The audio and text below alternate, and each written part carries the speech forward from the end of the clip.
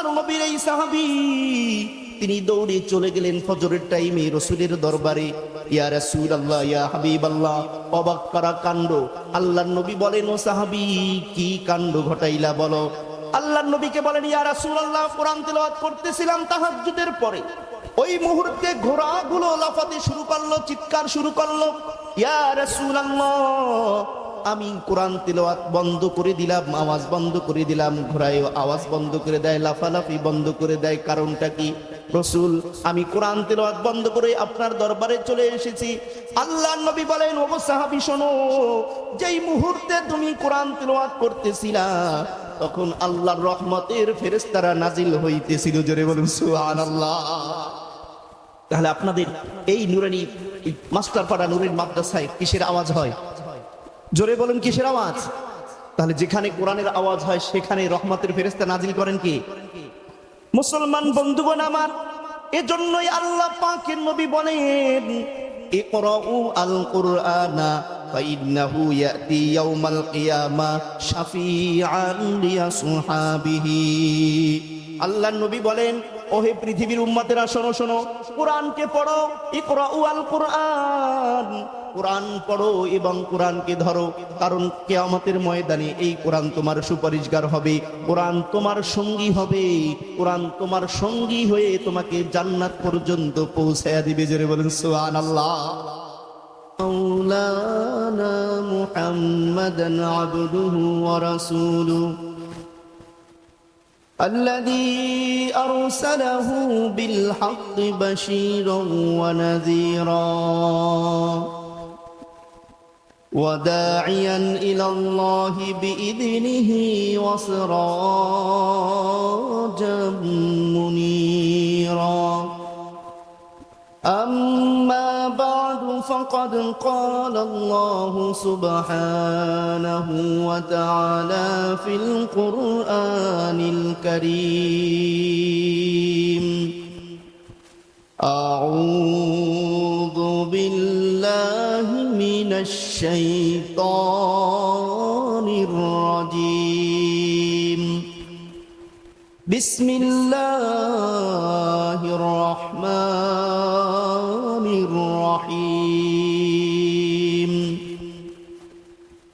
إنا نحن نزلنا الذكر وإنا له لحافظون وقال رسول الله صلى الله عليه وسلم من قرأ القرآن لم يرد إلى أرذل العمر أو كما قال النبي عليه الصلاة والسلام وقال تعالى إن الله وملائكته يصلون على النبي يا أيها الذين آمنوا صلوا عليه وسلموا تسليما আমরা সকলেই প্রাণ খুলে দরদ, ভালোবাসা, মোহাব্বত নিয়ে আমাদের প্রিয় নবী হযরত মুহাম্মদ রাসূলুল্লাহ সাল্লাল্লাহু আলাইহি ওয়াসাল্লামের প্রতি সকলেই দুরূদ শরীফ পাঠ করি। আল্লাহুম্মা সাল্লি আলা মুহাম্মাদ ওয়া আলা আলি মুহাম্মাদ কামা সাল্লাইতা আলা ইব্রাহিম ওয়া আলা আলি ইব্রাহিম ইন্নাকা হামিদুম মাজিদ। সকলেই পাঠ করি, আল্লাহুম্মা বারিক আলা মুহাম্মাদ ওয়া আলা আলি মুহাম্মাদ কামা বারাকতা আলা ইব্রাহিম ওয়া আলা আলি ইব্রাহিম ইন্নাকা হামিদুম মাজিদ। সকলেই দুটো নাড়িয়ে পড়ি, বালাগাল আলা বিকামালিহি কাশাফাদ দুজা বিজামালিহি হাসনাতু জামিউ খিসালিহি সাল্লু আলাইহি চুসুয়ে মন গুজার আরি মনে মিসকি জেনাদারি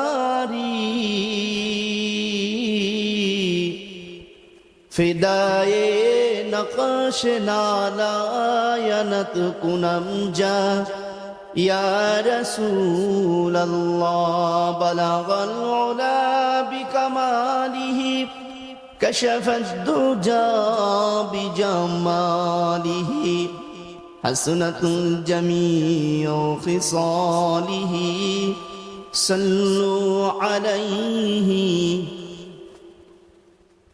الحمد لله মাদারের চর মাস্টারপাড়া নুরানি হাফিজিয়া মাদ্রাসা ও যুব সমাজের উদ্যোগে ষষ্ঠ বার্ষিকী ওয়াজ মাহফিলের এই মুহূর্তে চলতি অধিবেশনের সম্মানিত সভাপতি জনাব বীর মুক্তিযোদ্ধা আলহাজ গাজী মোহাম্মদ শামসুল হক সাহেব, সহসভাপতি জনাব মোহাম্মদ সুলতান হোসেন, প্রধান অতিথি জনাব মোহাম্মদ আবুল হাশেম মাস্টার, পৃষ্ঠপোষকতায় জনাব ডক্টর জহিরুল ইসলাম। বিশেষ করে আজকের এই মাহফিলের প্রধান আকর্ষণ, প্রধান বক্তা সুদূর ঢাকা থেকে আগত হযরত হাফেজ মাওলানা মুফতি তরিকুল ইসলাম সাহেব হুজুর। খাস করে আজকের এই মাহফিলের সৌন্দর্য রক্ষার্থে দূর দারাজ থেকে আগত স্নেহের ছোট ভাইরা, কিশোর, তরুণ, যুবক বন্ধুগণ, বৃদ্ধ বাবাজিরা, জাতির রাহবার হযরত উলামায়ে কেরাম, পর্দার আড়াল থেকে শ্রবণরতা শ্রদ্ধেয়া মা বোনেরা, সকলকে এই গুনাহগারের পক্ষ থেকে আন্তরিক মুবারকবাদ।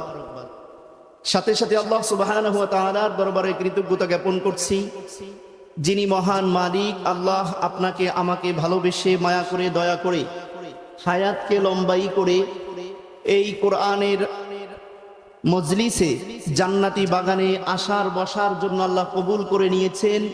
এজন্য সকলেই দিল খুলে একটু উঁচু আওয়াজ দিয়ে বলি আলহামদুলিল্লাহ। পিছনের ভাইরা আমরা সকলে আবার একটু আওয়াজ দিয়ে বলি আলহামদুলিল্লাহ। আজকের এই জান্নাতি পরিবেশে আসতে পেরে আমরা খুশি না বেজার? জোরে বলি খুশি না বেজার? আওয়াজ দিয়ে লিল্লাহি তাকবীর, লিল্লাহি তাকবীর। আল্লাহ আপনাদেরকে কবুল করুন, সকলে বলি আমিন। আরো জোরে বলি আমিন। বুক ফুলিয়ে কথা বলতে হবে, শুনতে হবে, ঠিক কিনা? নাকি এখনো আপনারা ভয় পাইতেছেন? কোন এক সময় ছিল লিল্লাহি তাকবীর বলাটা একটা অপরাধ মনে হতো।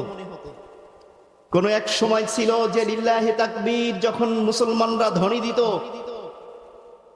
ইহুদি খ্রিস্টান এবং মুলহিদ নাস্তিকদের মন কেঁপে বানরের মতন হয়ে যেত, ঠিক না?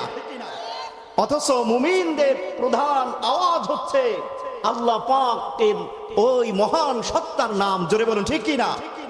আওয়াজ দিয়ে বলতে হবে লিল্লাহি তাকবীর, লিল্লাহি তাকবীর। এটা তো আমার কথা নয়, এটা সেই মহান রব্বে কারিম, তিনি ঘোষণা করেছেন যে মুমিনদের মাঝে যখন কোরআন হাদিসের আলোচনা চলে, মুমিনরা বিড়ালের মতন বসে থাকতে পারে না, তাদের কলিজাটা বাঘের মতন, সিংহের মতন ফুলে ওঠে। জোরে বলেন ঠিক কিনা? কারণ আল্লাহ বলেন ইন্নামাল মুমিনুনা আল্লাযীনা ইযা যুকিরাল্লাহ ওয়াজিলাত কুলুবুহুম ওয়া ইযা তুলিয়াত আলাইহিম আয়াতুহু যাদাতুহুম ঈমানা। আল্লাহ বলেন যে মুমিনদের হালত হলো এইরকম, যখন মুমিনদের মাঝে আমার নামকে জপা হয় তখন মুমিনদের ঈমানি জজবা, ঈমানি পাওয়ার আরো বেড়ে যায়, ঠিক না?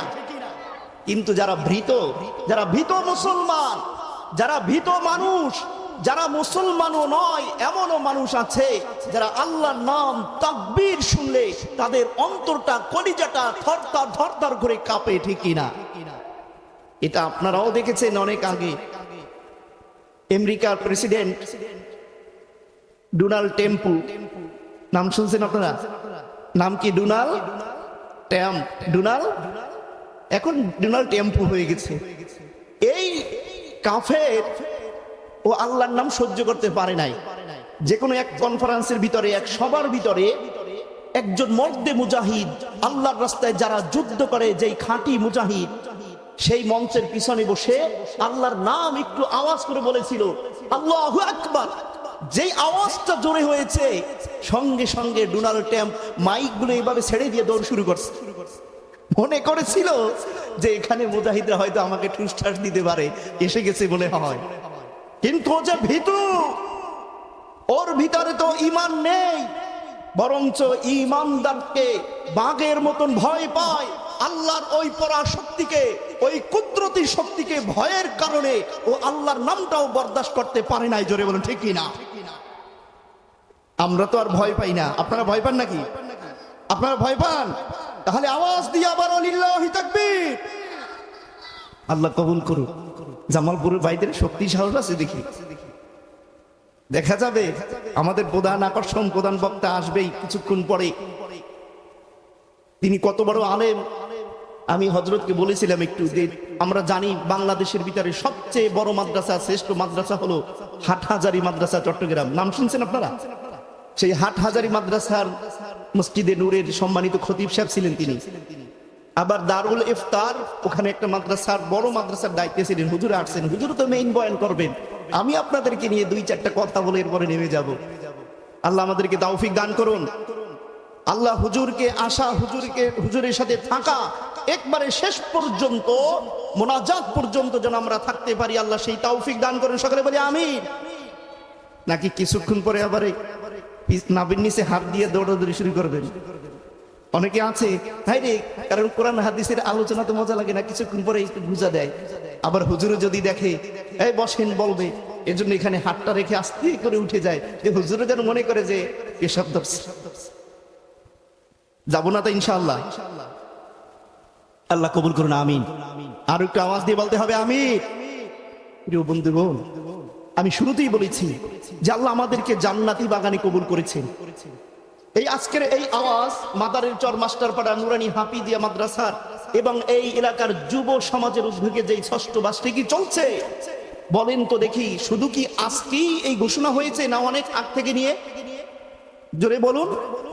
অনেক আগ থেকে নিয়ে নয়, অনেক মানুষের চিন্তা চেতনা, আপনাদের দান, আপনাদের চিন্তা চেতনা, মা বোনেরা আছে তাদেরও দান, তাদেরও চিন্তা চেতনা ছিল যে বিভিন্ন জায়গা থেকে ওলামায়ে কেরাম আসবেন, তারা কথা বলবেন, আমরা শুনবো।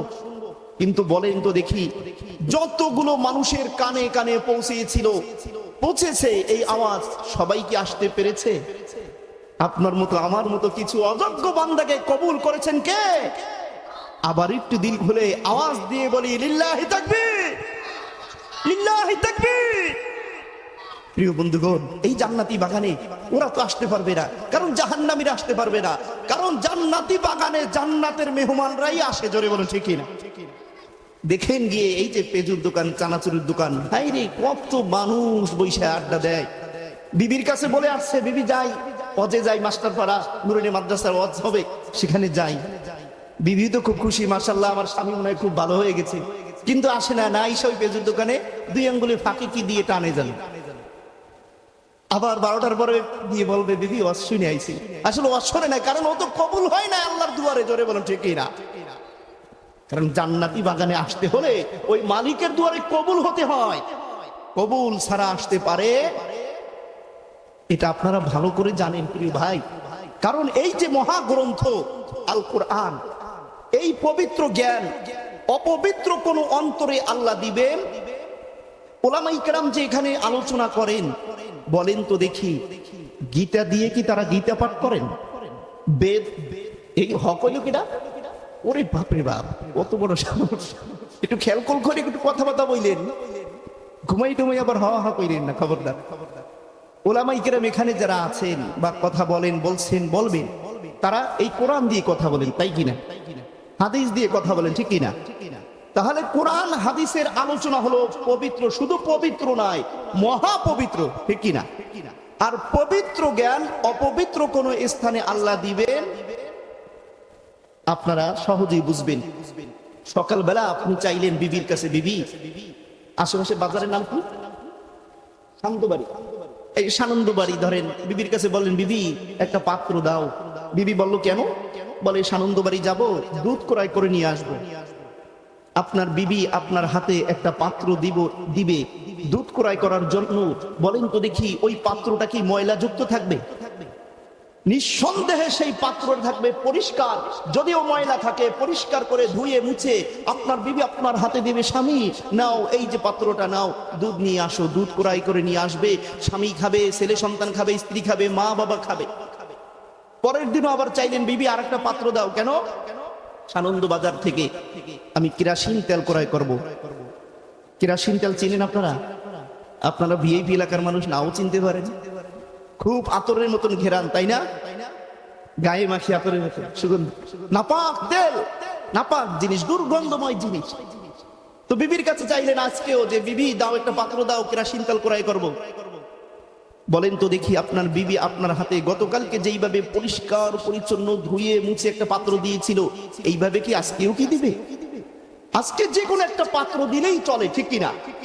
আরে ভাই, পৃথিবীর নিজাম হচ্ছে এটা যে পরিষ্কার জায়গায় পরিষ্কার দুধ রাখতে হয়। অপবিত্র কেরাসিন তেল যে কোনো এক জায়গায় রাখলেই চলে, ঠিক কিনা? আল্লাহ পাকের কুদরতি একটা নিজাম রয়েছে। এই যে মহা পবিত্র জ্ঞান অপবিত্র কোন মানুষের অন্তরে আল্লাহ দিবে, তাহলে এখানে যারা আসতে পেরেছি, মা বোনেরা যারা পর্দার আড়ালে থেকে শুনছে, যারা এসেছে, আল্লাহ তাদেরকে পবিত্র করে, আমাদেরকে পরিষ্কার পবিত্র করে এই কোরআনের মহা জ্ঞান, মহা পবিত্র জ্ঞান দেওয়ার জন্য নিয়ে আসছেন। জোরে বলুন ঠিক কিনা? আওয়াজ দিয়ে বলি লিল্লাহি তাকবীর। প্রিয় বন্ধুগণ, আসুন আমরা আলোচনার দিকে যাই। যেহেতু প্রধান বক্তা যদি চলে আসে, আমার খাওয়া দাওয়া সব শেষ, আর হুজুরে আসলে আমি এখানে বসে থাকতে পারবো না। আমি আপনাদের খেদমতে প্রিয় ভাই, কোরআন কারিমের সূরাতুল হিজরের 9 নম্বর আয়াত আপনাদের খেদমতে পেশ করেছি। আমাদের প্রিয় নবী মুহাম্মদ রাসূলুল্লাহ সাল্লাল্লাহু আলাইহি ওয়াসাল্লামের পবিত্র জবান থেকে বের হওয়া একটি হাদিস আপনাদের খেদমতে পেশ করেছি। কোরআনের অর্থ হলো, ওই আয়াতের অর্থ হলো, আল্লাহ বলেন ইন্না নাহনু নাযালনা যিকরা ওয়া ইন্না লাহু লাহাফিজুন। আমি এই গ্রন্থ আমি নাজিল করেছি এবং এই গ্রন্থকে দায়িত্ব এবং হেফাজতের মালিক আমি আল্লাহ নিজে নিয়েছি। সুবহানাল্লাহ বলেন। রাসূল করিম সাল্লাল্লাহু আলাইহি ওয়াসাল্লামের হাদিস, তিনি বলেন যে আমার এই গ্রন্থ মান করা আল কোরআন লাম ইরাদ্দা ইলা আরদালিল উমর। রাসূল বলেন যেই ব্যক্তি কোরআন পড়বে সে কখনো অকেজা জীবনের দিকে ফিরে যাবে। সুবহানাল্লাহ বলবেন না? তাহলে আপনারা বলেন, আজকের এই মাদারীর চর মাস্টারপাড়া নুরানি হাফিজিয়া মাদ্রাসায়, এই মাদ্রাসার ভিতরে এখানে কি সকাল থেকে নিয়ে সন্ধ্যা পর্যন্ত কোনো গান বাজনার আওয়াজ আপনারা পান? ঢোল তাবলার আওয়াজ পান? কিসের আওয়াজ পান? জোরে বলুন, কিসের আওয়াজ?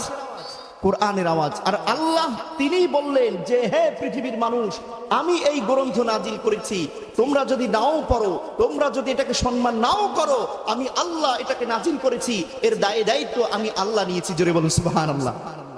তাহলে এমন গ্রন্থ, এমন কোরআনের দায়িত্ব আল্লাহ নিয়েছেন, সেই কোরআন খানা আজকে আপনাদের এই মাদ্রাসার ভিতরে পড়ানো হয়, এখানে সেই আওয়াজ হয়। আপনারা খুশি না বেজার? জোরে বলুন, খুশি না বেজার?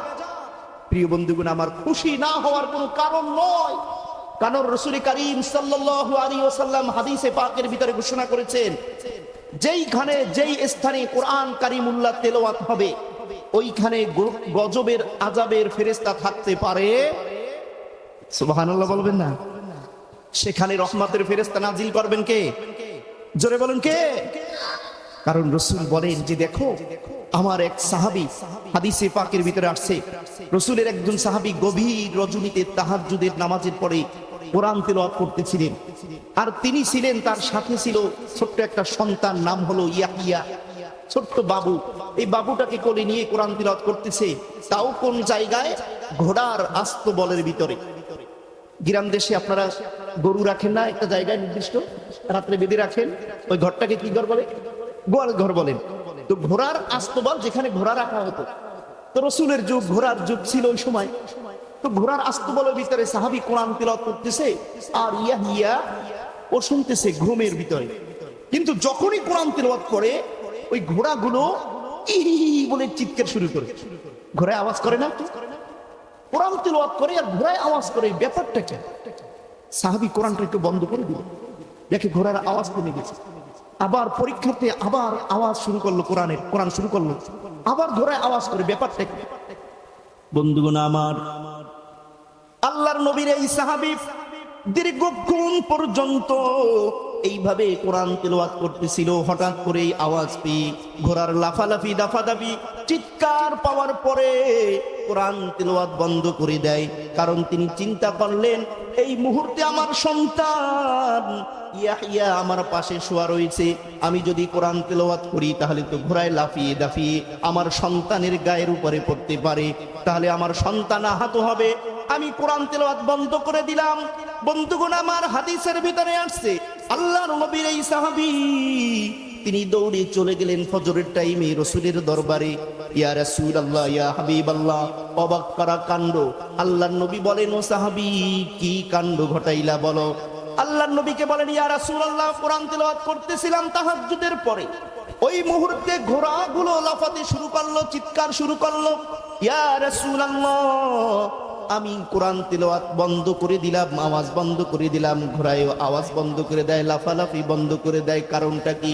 রাসূল, আমি কোরআন তেলাওয়াত বন্ধ করে আপনার দরবারে চলে এসেছি। আল্লাহর নবী বলেন, ও সাহাবী শোনো, যেই মুহূর্তে তুমি কোরআন তেলাওয়াত করতেছিলা তখন আল্লাহর রহমতের ফেরেশতারা নাজিল হইতেছিল। জোরে বলুন সুবহানাল্লাহ। তাহলে আপনাদের এই নুরানি মাস্টারপাড়া নুরুল মাদ্রাসায় কিসের আওয়াজ হয়? জোরে বলুন, কিসের আওয়াজ? তাহলে যেখানে কোরআনের আওয়াজ হয় সেখানে রহমতের ফেরেশতা নাজিল করেন কি? মুসলমান বন্ধুগণ আমার, এজন্যই আল্লাহ পাকের নবী বলেন, ইকরাউ আল কুরআনা ফাইন্নাহু ইয়াতি ইয়াউমাল কিয়ামা শাফিআন লিয়াসহাবিহি। আল্লাহর নবী বলেন, ওহে পৃথিবীর উম্মতেরা শোনো শোনো, কোরআনকে পড়ো। ইকরাউ আল কুরআন, কোরআন পড়ো এবং কোরআনকে ধরো, কারণ কিয়ামতের ময়দানে এই কোরআন তোমার সুপারিশগার হবে, কোরআন তোমার সঙ্গী হবে, কোরআন তোমার সঙ্গী হয়ে তোমাকে জান্নাত পর্যন্ত পৌঁছায়া দিবে। জোরে বলেন সুবহানাল্লাহ। তাহলে আপনাদের মাদ্রাসায় কি হয়? জোরে বলুন, কিসের আওয়াজ হয়? কোরআনের আওয়াজ হয়। এখন বলবেন, হুজুর কোরআনের আওয়াজ হয়, ওখানে বাচ্চারা পড়ে, আমি তো পড়তে পারি না, আমি তো মুরব্বী মানুষ, বয়স্ক মানুষ। মা বোনেরাও বলবে যে হুজুর আমরাও তো পড়তে পারি না, আমার সন্তান আজি পড়ে, তাহলে আমার কি অবস্থা হবে? আমি কি কোরআনের শাফায়াত পাবো না? একটা চিন্তা আছে না আপনাদের? বন্ধুগণ আমার, রাসূল বলেন, পৃথিবীর উম্মতেরা শোনো, কোরআন পড়তে পারো নাই, তবে কোরআন ওয়ালাকে মুহাব্বত করেছো। আল্লাহর নবী বলেন, কোরআন পড়তে পারো নাই, তবে কোরআন যারা পড়ে তাদের সাহায্য সহযোগিতা করেছো। কোরআন পড়তে পারো নাই, তবে মাস্টারপাড়া নুরানি হাফিজিয়া মাদ্রাসার দিকে তোমরা লক্ষ্য করেছো, খেয়াল রেখেছো, ছোট্ট ছোট্ট সন্তানদের মাথায় হাত বুলিয়ে দিয়েছো। এই কারণে কোরআন তোমার সুপারিশ করবে, কোরআন তোমার সঙ্গী হয়ে কিয়ামতের ময়দানে তোমাকে জান্নাতের মেহমান বানাবে। জোরে বলুন সুবহানাল্লাহ। কারণ বন্ধুগণ আমার, আল্লাহর নবী বলেন, কোরআন কারিমুল্লাহ কাল কিয়ামতের ময়দানে আমার সঙ্গে আসবে, আমি তো তাকে চিনব না, সে কি? কোরআন একটা মানব আকৃতি ধারণ করে কিয়ামতের ময়দানে আমার সঙ্গে আসবে। আপনারা জানেন কিয়ামতের ময়দানটা কেমন ভয়াবহ হবে। সন্তান তার পিতাকে চিনতে চাইবে না, চিনিও না, চেনার ভাব ধরবে। স্ত্রী তার স্বামীকে চিনবে না, স্বামী তার স্ত্রীকে পরিচয় দিবে না। কেন? সে যেন আমার কাছে এসে আবার কোনো নেকের ধর্ণা না দেয়। বন্ধুগণ আমার, ওই মুহূর্তে সবাই ছোটাছুটি করবে, কিন্তু যারা কোরআন পড়নেওয়ালাকে ভালোবেসেছিল, কোরআনকে মোহাব্বত যারা করেছিল, ওই কোরআন মানব আকৃতি ধারণ করে ওই বন্ধুর কাছে এসে দাঁড়িয়ে যাবে। জোরে বলুন সুবহানাল্লাহ। কোরআনের জবান খুলে যাবে, বলবে, হায় রে হাল তারিফুনি। কোরআন বলতে থাকবে যে আমাকে কি তুমি চেনো? আমি বলবো লা আরিফুকা, আমি তোমাকে চিনি না। কোরআন বলবে, আনা সাহিবুকাল কুরআন, আমি তোমার সঙ্গের সাথী আল কোরআন। জোরে বলুন সুবহানাল্লাহ। বন্ধুগণ আমার, তাদেরকেই বলবে যারা কোরআনকে মোহাব্বত করে, কোরআন পড়নেওয়ালাকে মোহাব্বত করে, কোরআন যারা পড়ায় তাদেরকে ভালোবাসে, তাদের সাথে সম্পর্ক সুসম্পর্ক রাখে, ওই লোকদেরকেই কোরআন কাল কিয়ামতের ময়দানে সুপারিশ করে জান্নাতের মেহমান বানিয়ে দেবে। জোরে বলুন সুবহানাল্লাহ। জান্নাতের মেহমান হতে চাইতো? আওয়াজ দিয়ে বলি লিল্লাহি তাকবীর, লিল্লাহি তাকবীর। আল্লাহ আপনাদের আমাদের সবাইকে জান্নাতি মেহমান হিসেবে কবুল ও মঞ্জুর করুন, সকলে বলি আমিন। যারা এই মাস্টারপাড়া নুরানি মাদ্রাসায় যারা খেদমত করতেছেন, করে গেছেন, যেইভাবে হোক না কেন, পয়সা দিয়ে, বুদ্ধি দিয়ে, শ্রম দিয়ে, মাসওয়ারা দিয়ে, আল্লাহ তাদেরকেও জান্নাতের মেহমান হিসাবে কবুল ও মঞ্জুর করুন, সকলে বলি আমিন। তাহলে প্রিয় ভাইরা, রাসূল বলেন, হে পৃথিবীর উম্মতেরা শোনো, ইকরাউ আল কুরআন মান করা আল কুরআন লাম ইউরাদ্দা ইলা আরদালিল উমর। যেই ব্যক্তি কোরআন পড়লো সেই অকিদা জীবনের দিকে কখনো সে ফিরে যাবে। আমাদের অনেকের চিন্তা, অনেকের চেতনা এটা, হুজুর কোরআন পড়লে কি আর লাভ হবে? অনেক নাস্তিকরা তারা এই কথাও বলে যে হায় রে, কোরআন পড়লে শুধু কোরআন পড়ে খাবে, আর কোনো আর তার কাজ নাই। নাউজুবিল্লাহ বলবেন না? আওয়াজ দিয়ে বলি নাউজুবিল্লাহ।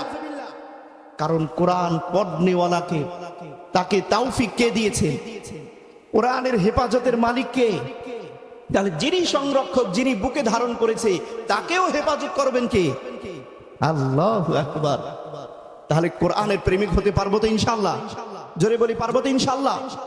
বন্ধুগণ আমার, শুধু তাই নয়, যাদের সন্তানাদি কোরআন কারিমের হাফেজ হয়, যাদের সন্তানাদি কোরআন কারিমের হাফেজ হয়ে যায়, বন্ধুগণ আমার, ওই পিতা মাতাকে রব্বুল আলামিন অনেক পুরস্কার দান করবেন।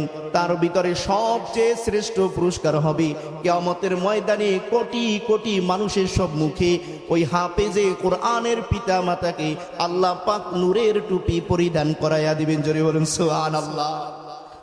সারা পৃথিবী আলোকিত হয়ে যাবে। অনেক মানুষ ঈর্ষান্বিত হয়ে যাবে, হায় রে কি ব্যাপার, ভ্যান চালক ওকে আল্লাহ পাক এত মর্যাদা কেন দিচ্ছেন? একজন মহিলা গরিব অসহায়, তাকে কেন আল্লাহ নূরের টুপি পরিধান করায়? একজন আরেকজনকে বলতে থাকবে, ভাই রে ব্যাপারটা কি বুঝলাম না, আল্লাহর কাছে তারা এত কেন সম্মান পায়? লোকটা বলে দিবে, তুমি কি শোনো নাই? আল্লাহর নবী বলে গেলেন, মান করা আল কুরআনা লাম ইউরা, মান করা আল কুরআনা ওয়া আমিলা বিমা ফি উলবিসা ওয়ালিদাহু তাজান ইয়াউমাল কিয়ামা। আল্লাহর নবী বলেন, যেই ব্যক্তি কোরআনের হাফেজ হবে, কোরআন যেই ব্যক্তি সিনার ভিতরে নিবে, আল্লাহর নবী বলেন তার উপরে যদি আমল করে, কাল কিয়ামতের ময়দানে ওই সন্তানের পিতা মাতাকে নূরের তাজ আল্লাহ পরিধান করাবেন। জোরে বলুন সুবহানাল্লাহ। লোকটা বলবে, কি ব্যাপার, তাহলে এই কারণে নাকি? বলে, হ্যাঁ হ্যাঁ হ্যাঁ, আমি তো লোকটাকে চিনি, ইনি তো ভ্যান চালক, ইনি তো অটো চালক, রিক্সা চালক, সিএনজি চালিয়ে খেত। বলে তার একটা সন্তান মাস্টারপাড়া নুরানি মাদ্রাসায় পড়ে হাফেজ হয়েছিল, এই কারণে আল্লাহ পাক এই পুরস্কার তাকে দান করবেন। জোরে বলুন সুবহানাল্লাহ। পুরস্কার পাবো তো ইনশাআল্লাহ? নিতে রাজি আছি তো ইনশাআল্লাহ? আল্লাহ কবুল করুন, সকলে বলি আমিন। আরো জোরে বলি আমিন। তাহলে প্রিয় বন্ধুগণ, শুধু তাই নয় যে তার পিতা মাতাকে পুরস্কার করবে আর পিতা মাতা জান্নাতে যাবে। আর হুজুর, আমি তো এই হাফেজ কোরআনের ভাই, আমি তো হাফেজ কোরআনের বন্ধু, আমি তো হাফেজের কোরআনের পড়াশোনার জন্য ব্যবস্থা করে দিয়েছিলাম, এক বস্তা চাউল কিনে দিয়েছিলাম। হুজুর, মাদ্রাসার জন্য আমি 5,000 টাকা দিই, হুজুর আমি 500 টাকা করে 7 মাদ্রাসায় দিই, হুজুর তাহলে আমার জন্য কিছু কি আল্লাহ দিবেন না? আল্লাহর নবী আপনার কথাও বলে গেলেন হাদিসে পাকের ভিতরে। আল্লাহর নবী বলেন, মান করা আল কুরআন ফাস্তাযহারাহু ফাআহাল্লা হালালাহু ওয়া হাররামা হারামাহু আদখালাহুল্লাহুল জান্নাহ ওয়া শাফাহু ফি আশারাতিন মিন আহলি বাইতিহি কুল্লুহুম ক্বাদ ওয়াজাবাত লাহুমুন নার।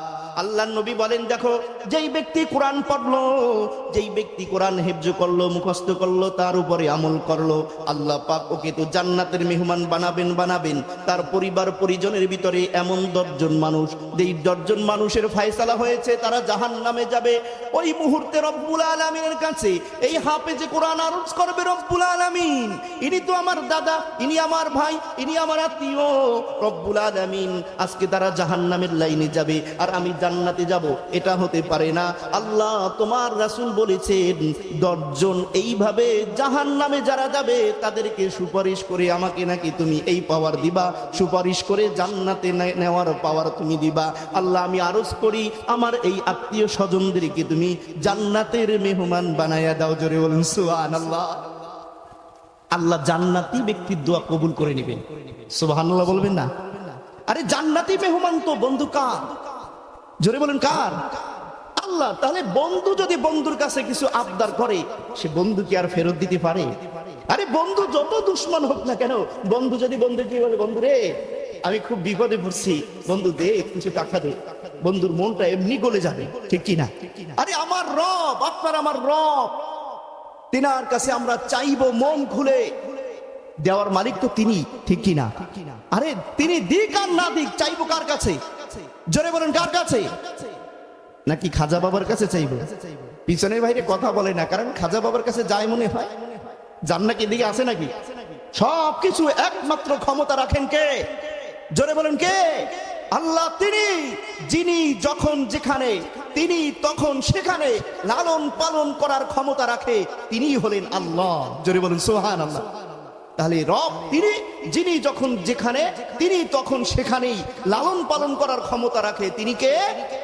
তাহলে খাজা বাবার শক্তি নাই, পানির নিচে লালন পালন করার খাজা বাবার শক্তি নাই, আগুনের ভিতরে মানুষকে বাঁচানোর শক্তি নাই, আছে কে? আছে কার? ইব্রাহিম আলাইহিস সালাতু ওয়াস সালামকে আগুনের ভিতরে একবারে সুস্থ রূপে রেখেছিলেন কে? ইউনূস আলাইহিস সালাতু ওয়াস সালামকে মাছের ভিতরে, পেটের ভিতরে অন্ধকার, পানির অন্ধকার, সমুদ্রের নিচের অন্ধকার, তিন অন্ধকারের ভিতরে হেফাজতে রেখেছেন কে? তাহলে চাইবো কার কাছে? জোরে বলুন কার কাছে? আল্লাহর কাছে।